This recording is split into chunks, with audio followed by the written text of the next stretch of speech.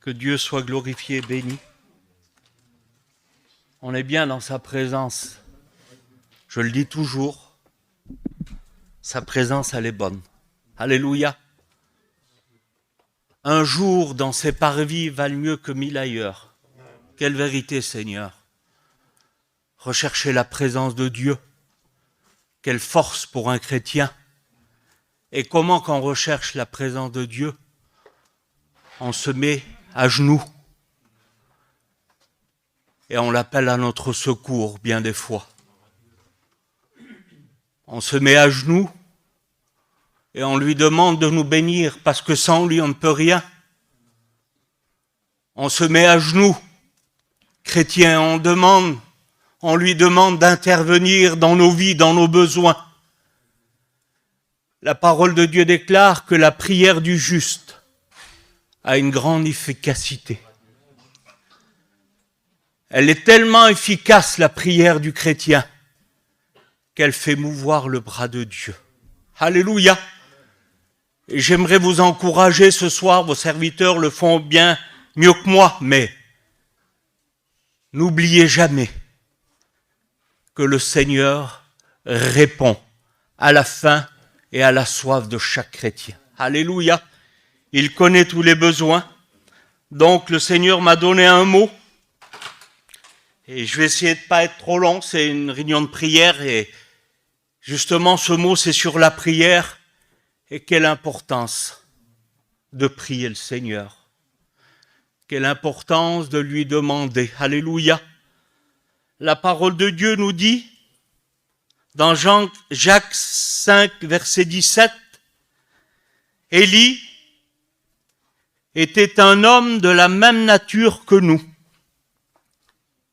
Élie pria, et il n'a pas plu pendant 3 ans et demi. Puis il pria de nouveau, et le ciel donna de nouveau de la pluie. Dites amen les chrétiens. Et la terre produisit son fruit. Alléluia.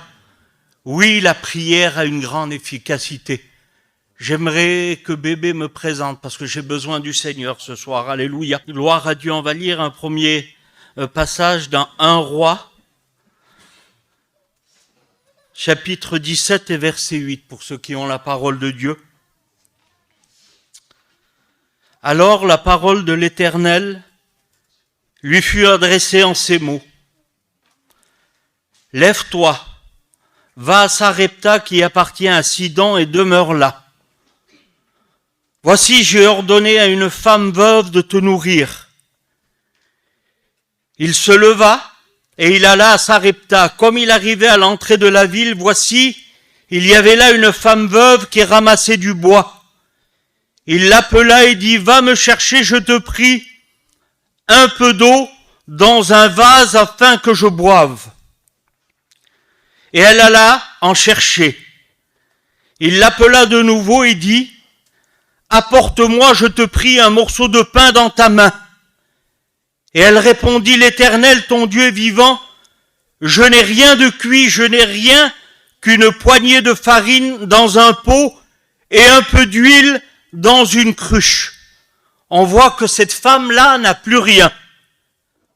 Et voici, je ramasse 2 morceaux de bois, puis je rentrerai et je préparerai cela pour moi et pour mon fils. Nous mangerons, après quoi nous mourrons. Élie lui dit, ne crains point, rentre, fais comme tu l'as dit. Seulement écoutez ce que dit l'homme de Dieu, seulement prépare-moi d'abord avec cela un petit gâteau, et tu me l'apporteras, tu en feras ensuite pour toi et pour ton fils. Que le Dieu du ciel soit glorifié. Alléluia. On voit ici, regardez ce que dit l'homme de Dieu, seulement prépare-moi d'abord avec cela un petit gâteau et tu me l'apporteras. Chrétiens, avant nos besoins, il faut toujours faire passer le Seigneur avant tout. Alléluia. Chaque besoin, chaque demande, on glorifie le Fils de Dieu et il est celui qui répond à tous les besoins. Alléluia. Regardez un peu plus bas, car ainsi parle l'Éternel, le Dieu d'Israël. la farine qui est dans le pot ne manquera point, et l'huile qui est dans la cruche ne diminuera point, jusqu'au jour où l'Éternel fera tomber de la pluie sur la face du sol. Alléluia. Donc, on doit faire passer le Seigneur avant toute chose, avant chaque besoin. Vous savez, il y a un passage dans la parole de Dieu qui dit « N'aimez pas le monde, ni les choses du monde. » Vous le connaissez, ce passage. Et si je vous dis de lever la main, et si je vous pose cette question, est-ce que vous aimez le monde? Tout le monde va lever la main et va dire non, on n'aime pas le monde, on est des chrétiens. Mais ça va plus loin. La parole de Dieu dit, n'aimez pas le monde ni les choses du monde. Qu'est-ce que ça veut dire? Ça veut dire qu'on doit faire toujours passer le Seigneur avant toute chose sur cette terre. C'est lui qui doit primer dans nos vies. Dites amen les chrétiens, vous êtes avec moi ce soir? C'est lui qu'on glorifie, c'est lui qui pourvoit aux besoins. Ici, cette femme, elle fait passer l'homme de Dieu avant toute chose. Et Dieu répond à tous ses besoins. Alléluia! Que Dieu soit glorifié et béni. Élie était un homme de la même nature que nous. C'est ce que je veux vous faire comprendre ce soir. On est des chrétiens, on est fait de chair. Mais il y a l'esprit de Jésus-Christ qui vit en nous. Pourquoi? Parce que la parole de Dieu déclare que nous sommes devenus le temple du Saint-Esprit. Que son saint nom soit béni. Un petit peu plus loin, regardez quelle efficacité la prière. Et on va le lire, c'est dans Acte 12.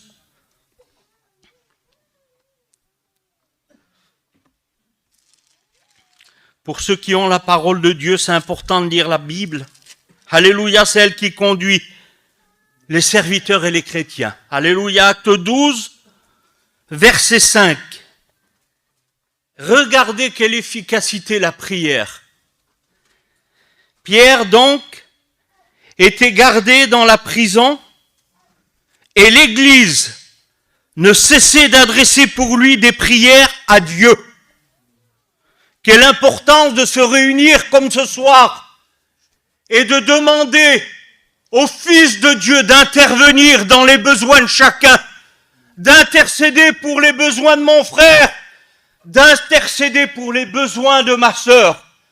Jésus est celui qui répond à tous les besoins. Alléluia. La nuit qui précéda le jour où Hérode allait le faire comparaître, Pierre, lié de 2 chaînes, pas rien, hein, dormait entre 2 soldats et des sentinelles devant la porte gardaient la prison. Et voici, un ange du Seigneur survint et une lumière brilla dans la prison.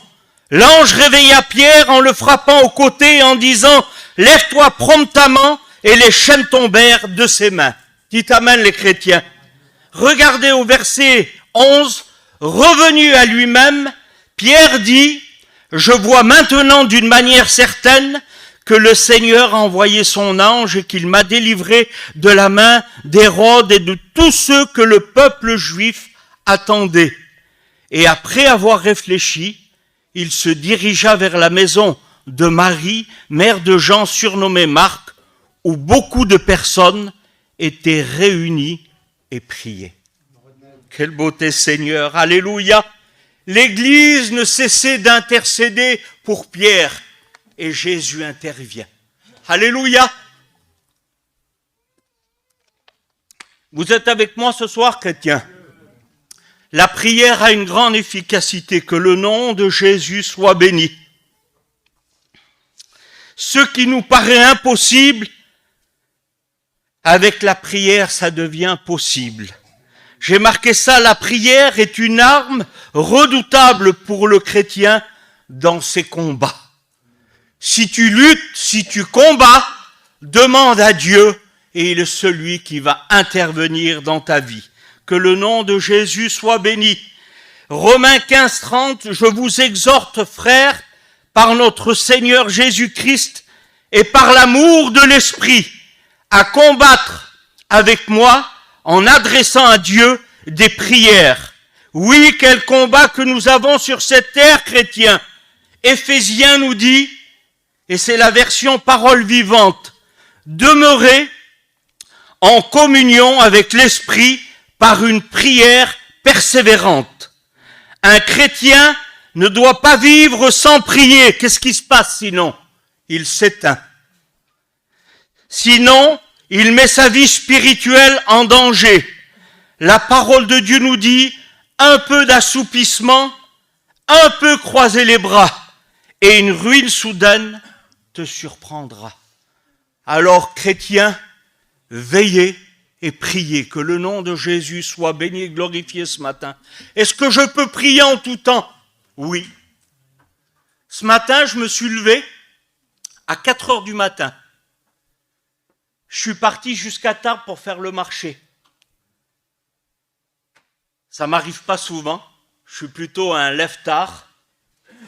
Mais ce matin, j'y ai été. Et regardez, j'ai mon petit avec moi, le Kefa, il me disait hier soir, il dit, Tata, je viens avec toi. Je veux pas que tu ailles jusqu'à là-bas tout seul. Il voulait venir avec moi. Et je lui ai dit, non, c'est pas la peine.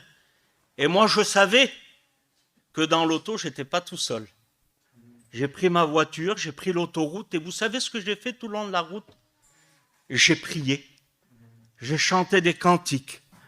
J'ai intercédé pour ma fille qui n'appartient pas encore au Seigneur. Elle a 23 ans. Elle n'a pas encore donné son cœur à Dieu. Mais je sais qu'à force de prière, le Seigneur va intervenir. J'étais sur la route, je parlais en langue. J'avais les yeux ouverts, j'avais des cantiques. Mon fils, il m'a acheté une clé l'autre jour et j'avais des beaux cantiques. Et je chantais et je glorifiais Dieu. J'ai fait 200 kilomètres comme ça. Et je peux vous dire que j'ai été béni. Et en arrivant au marché, vous savez ce que j'ai fait? J'ai prié mon Dieu et je le remerciais parce qu'il m'a gardé sur la route. Alléluia. Quelle importance la prière du chrétien. Elle a une grande efficacité. Je ne connais pas ton besoin ce soir, mais si tu demandes à Dieu, il est celui qui va intervenir dans ta vie. Alléluia. Vous me donnez encore 5-10 minutes. Que Dieu soit glorifié et béni. Daniel, vous connaissez Daniel dans la parole de Dieu. Un homme de Dieu exceptionnel. Il se tournait vers Jérusalem 3 fois par jour et il priait 3 fois par jour. Et ça ne devait pas être des petites prières, hein. C'était un homme de Dieu rempli du Saint-Esprit. Et qu'est-ce qui se passe? Il décide de désobéir au roi Nebuchadnezzar et le roi veut le jeter dans la fosse aux lions. Mais à force de prière, Jésus intervient, Dieu intervient et il le délivre des lions. Dites amen les chrétiens. Pourquoi? Parce qu'il n'avait pas l'odeur de la chair. C'était un homme rempli de l'esprit. Alléluia. Pas facile de ne pas accomplir les désirs de la chair souvent de fois. Et vous savez quelle est la solution? Marchez par l'esprit. Et vous n'accomplirez pas les désirs de la chair. Que le nom de Jésus soit glorifié. Un peu plus loin, on voit ses amis, Shadrach, Meshach, Abednego. Ils sont jetés dans la fournaise ardente. On ne peut pas faire pire que ça.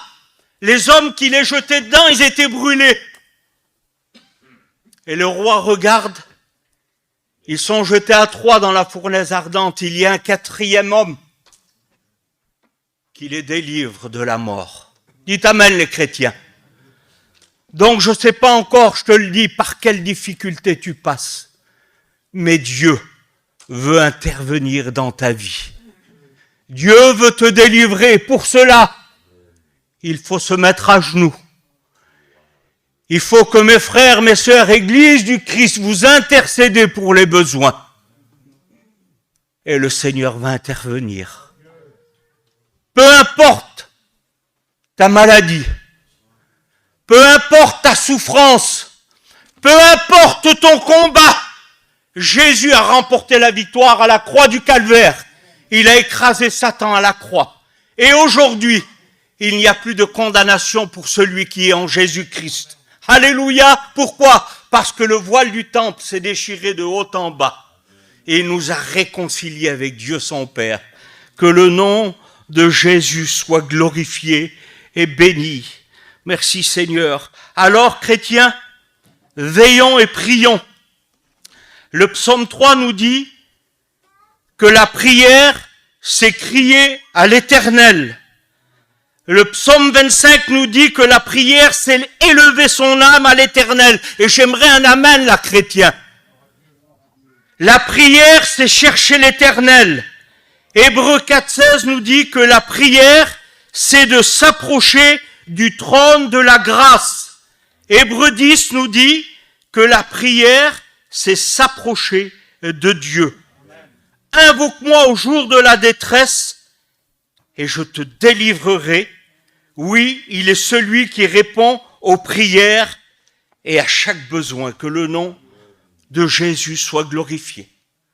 Mais malgré cette joie que le Seigneur a mis en nous, on peut être faible et fatigué, j'ai marqué ça. 2 Samuel 3 nous dit, je suis encore faible, quoique j'ai reçu l'onction royale. C'est le roi David qui dit ça. L'homme pour accomplir la volonté de Dieu avec un cœur, pour accomplir la volonté de Dieu. J'aimerais te dire que le Seigneur est près de celui qui l'invoque. Alléluia. Une sœur, une fois à l'église de Bordeaux, elle rendait son témoignage. Et ça m'avait marqué ça. Elle disait à un moment donné de ma vie, je me sentais loin de Dieu. Est-ce que c'est possible, chrétien? Je vous pose cette question. C'est possible. En négligeant la présence du Seigneur, en se laissant envahir par les soucis de la vie, on peut se sentir loin de Dieu. Et la solution, c'est quoi pour ne pas se sentir loin de Dieu? Je l'ai écouté. C'est quoi la solution, mes frères? S'approcher de Dieu. Le micro, il est là. Et pour parler dans le micro, qu'est-ce qu'il faut que je fasse? Il faut que je m'approche du micro. Approche-toi de Dieu et il s'approchera de toi. Que le nom de Jésus-Christ soit béni et glorifié. Il est celui qui répond à tous nos besoins. Vous savez, le diable a juré notre perte. C'est vrai, hein, chrétien? C'est pas facile des fois la vie sur la terre. C'est pas facile d'être un chrétien, hein, c'est vrai. On a des combats, on a des difficultés, et le diable ne nous laisse pas tranquilles. Mais je vous le dis encore, la prière et la parole de Dieu est une arme redoutable dans les mains du chrétien. Que le nom de Jésus soit béni. Et je termine. Et pour tenir debout, il faut se mettre à genoux. Il faut dépendre de Christ et s'imprégner de sa présence. J'ai besoin de sa présence pour déjouer les pièges du malin. La prière est un bouclier, une protection pour l'enfant de Dieu. Jacques 5 nous dit que la prière fervente du juste a une grande efficacité. La prière fait de nous des partenaires de Dieu. Dites amen les chrétiens. Il travaille avec nous. Oui, Dieu répond aux prières. Jérémie 33 nous dit, invoque-moi et je te répondrai. C'est une promesse de Dieu. Je t'annoncerai de grandes choses, des choses cachées que tu ne connais pas encore. Oui, Christ a de grands projets pour chacun d'entre nous. Alléluia. Que Dieu soit glorifié. Mais pour connaître ses projets, il faut lui demander, il faut le prier et il nous répondra. Alléluia. Que Dieu soit glorifié. Je termine avec ça encore 5 minutes. La prière est efficace. Josué, à la prière de Josué, qu'est-ce qui s'est passé, serviteur de Dieu? Le soleil s'arrêta dans le ciel. Seigneur, pas n'importe quoi, hein? Quelle efficacité la prière. Et il remporta la bataille. Donc dans nos combats, c'est la prière qui nous donnera la victoire. Alléluia. Et je termine avec ces 2 versets. 1 Thessaloniciens 5, 17. Je l'ai marqué normalement, voilà. 1 Thessaloniciens 5, 17. On va lire à 16. Chrétiens, soyez toujours joyeux, dites Amen. Pas facile, mais possible avec Jésus-Christ. Priez sans cesse. Rendez grâce en toutes choses, car c'est à votre égard la volonté de Dieu en Jésus-Christ. N'éteignez pas l'esprit. Ne méprisez pas les prophéties. Comment est-ce possible d'éteindre le Saint-Esprit en nous? C'est possible, bébé, oui, c'est possible. Comment ça? Eh bien, quand je ressens que je ne dois pas faire quelque chose, c'est le Saint-Esprit qui m'avertit de ne pas le faire. Mais si moi je le fais quand même, et si je le refais encore et encore et encore, alors il va se passer quelque chose de terrible. Je vais éteindre le Saint-Esprit en moi. Le frère René disait qu'il avait, d'un témoignage, une voiture. Vous l'avez écouté, ça. Et il y avait un voyant qui s'allumait. Et quand il s'allumait, ce voyant, il tapait dessus. Et le voyant s'éteignait. Et il continue à rouler 1 fois, 2 fois, 3 fois, 4 fois. Le moteur a explosé. Le Saint-Esprit rend témoignage à notre esprit que nous sommes des enfants de Dieu. C'est le Saint-Esprit qui nous conduit dans toute la vérité, chrétiens. Alors n'éteignez pas le Saint-Esprit qui est en vous. Alléluia.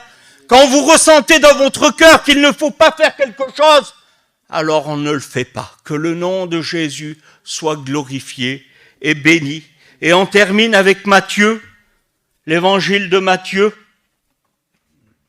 6, verset 6. 6, verset 5. Écoutez bien, chrétiens. Lorsque vous priez, ne soyez pas comme les hypocrites qui aiment à prier debout dans les synagogues et au coin des rues pour être vus des hommes. Je vous le dis en vérité, ils ont leur récompense. Mais quand tu pries, entre dans ta chambre, ferme ta porte et prie ton Père qui est là dans le lieu secret.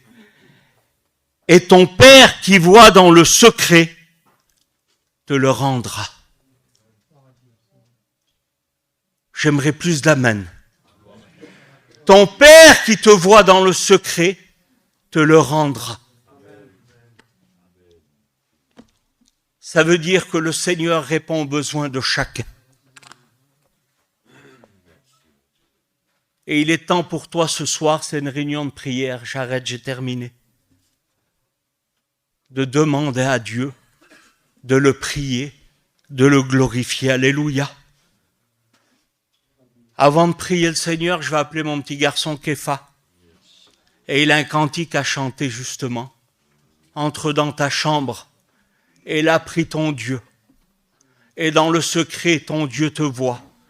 Et il exauce ton besoin, ta prière. J'aimerais, Église du Seigneur, que vous intercédez ce soir, que vous commencez à prier le Seigneur. Et faites connaître vos besoins, Jésus-Christ. Kéfa, viens mon fils.